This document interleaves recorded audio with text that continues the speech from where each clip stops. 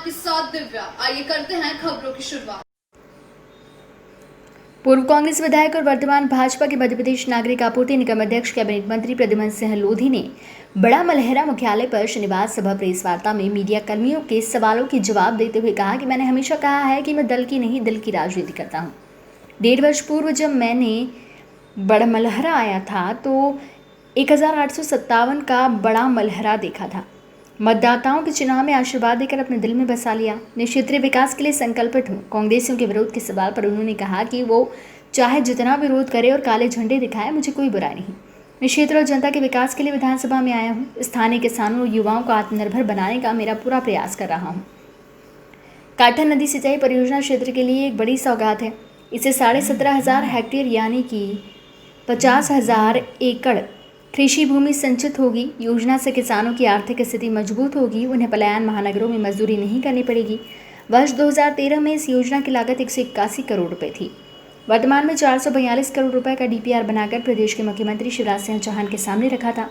10 जुलाई को उन्होंने योजना की स्वीकृति प्रदान की। एक सवाल के जवाब में उन्होंने भाजपा पर भरोसा जताया और कहा कि भाजपा में उपेक्षा का सवाल पैदा नहीं होता।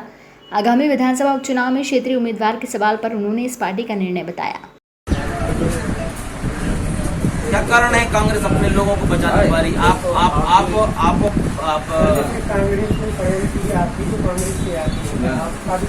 हम उस षड्यंत्र में शिकार हुए। सरकार गई,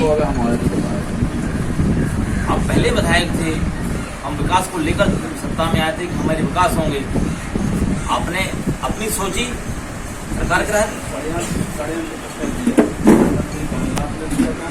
मुख्यमंत्री कमलनाथ जी के लिए जिसने षड्यंत्र किया वो आप जानते हैं। राज्यसभा में बोले क्या वो दिग्विजय सिंह हो सकते?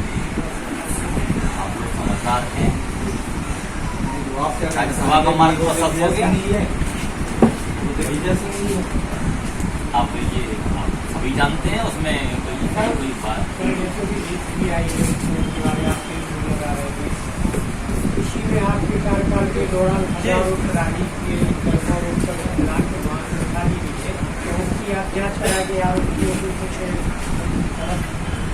यदि शासकीय जब्ती होगी और ऐसी कोई उसमें वो होगी तो निश्चित रूप से कानूनी कार्रवाई की जाएगी। भाजपा सरकार ने जो आपको दायित्व सौंपा, आज तो किसी एमपी के अध्यक्ष एमपी के साथ साथ छतरपुर जिले विशेष करके बड़ा मलहरा विधानसभा क्षेत्र के लिए आपकी निवासी कैसे योजना है? निश्चित रूप से अभी जो ये काटन परियोजना स्वीकृत हुई है अपने आप में बहुत महत्वपूर्ण है। आपके विभाग के बाद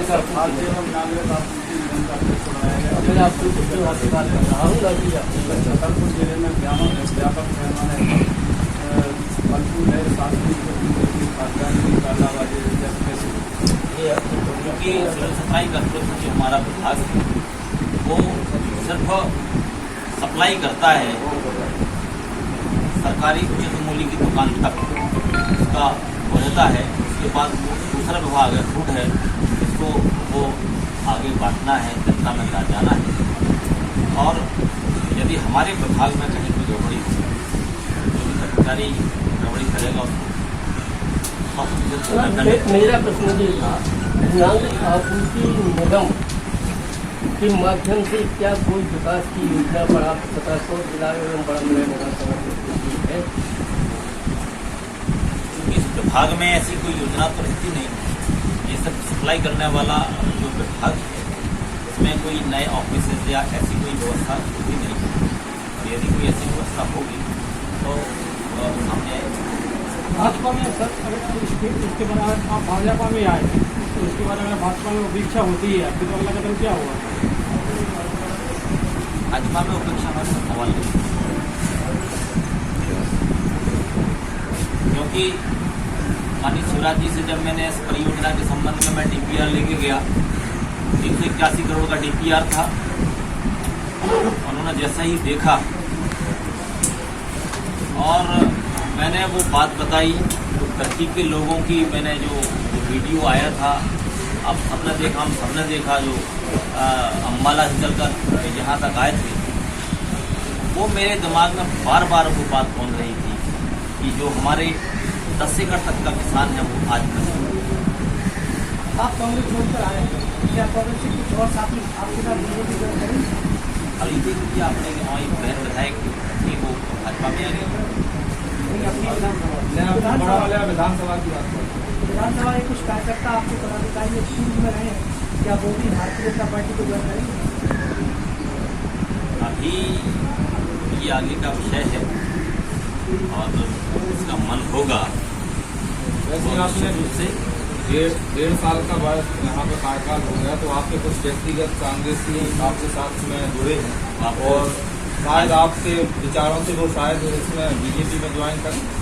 आने वाले समय में माननीय मुख्यमंत्री जी, माननीय श्री उमा भारती जी, माननीय वी.डी. शर्मा जी अभी पाटन परियोजना का भूमि पूजन करने यहाँ आएंगे। तो 15 दिन के अंदर निश्चित रूप से बहुत से हमारे आनंद दल के जो मित्र हैं जो हमारे साथ में रहे। आपने भाषण के दौरान एक बात कही थी कि पाटन परियोजना हुंडे बस्ती में चली गई, हुंडे बस्ती में चली गई, फिर इसके बाद भी बीजेपी की सरकार रही। तो इसका आरोप आप सीधा बीजेपी पे लगा रहे हैं कि मतलब बीजेपी शासन तो बीजेपी का रहा हमेशा। बीजेपी का शासन हुंडे रहना बस्ती में एक गई। अलग बात है, प्रतिनिधि आपका कितना जागरूक है। आप बहुत से विधायक हैं भाजपा के, बहुत से विधायक कांग्रेस के विधायक बन गए, बहुत से जनप्रतिनिधि बनना हंसी खेल नहीं है। आप जनता के साथ खिलवाड़ नहीं कर सकते। आप सब काम करने आए, जनता के प्रतिनिधि हैं, आपको एक एक काम आपको विकास देखना पड़ेगा। नहीं तो जनता जी आप तो विधायक बन के बैठ जाओ, 5 साल के विधायक संतान बना दीजिए, कोई काम नहीं करो। प्रतिनिधि भी बीजेपी का रहा है और सरकार भी बीजेपी की रही है, फिर भी ठंडे बस्ती में चली गई, तो इसमें उमा भारती की उपेक्षा की गई है इसकी उनकी योजना। नहीं, क्या रहता है, जैसे कोई ग्राम पंचायत में कोई सरपंच है, अब पहले वाले सरपंच ने कोई योजना लाई, दूसरे वाले सरपंच ने वो आगे नहीं बढ़ाई, तो ध्यान नहीं देना है। ये जनप्रतिनिधि का दायित्व है कि वो अपने क्षेत्र में देखे उसकी जरूरत क्या है, उसके हिसाब से काम करना चाहिए। ये भाजपा पर सीधा आरोप है, आप प्रतिनिधि पर आरोप, प्रतिनिधि यदि सोच सकते क्या करें। हम बहुत सी योजना ग्राम पंचायत को देते हैं, ग्राम पंचायत में सरपंच काम नहीं करते, तो उसमें हमारी गलती थोड़ी मानी है। बहुत से जब भाजपा ने टिकट दिया, विधायक बना दिया, विधायक इतना कमजोर है कि वो काम नहीं कर पा रहा है, 5 साल काम नहीं किए, 10 साल काम नहीं किया, पिछले विधायक की जिम्मेदारी डाल दी। मैं जिम्मेवारी मैं सक्रियता की बात कर रहा हूँ। आपको योजना देखना पड़ेगी। आप विधायक बन गए उसका मतलब ये नहीं कि आपके पास निधि आई, ये किया वो किया, आपको योजना लानी पड़ेगी। आपके यहाँ अभी मलहरा विधानसभा से 20,000 लोगों का पलायन था। कोई कल्पना नहीं कर सकता कि हमारे विधानसभा क्षेत्र से इतने लोग बाहर जाते हैं काम करने। और जब आंकड़े सामने आए, जब लिखा पढ़ी में आंकड़े सामने आए, तब पता चला कि हमारे यहाँ जितने लोग बाहर जाते हैं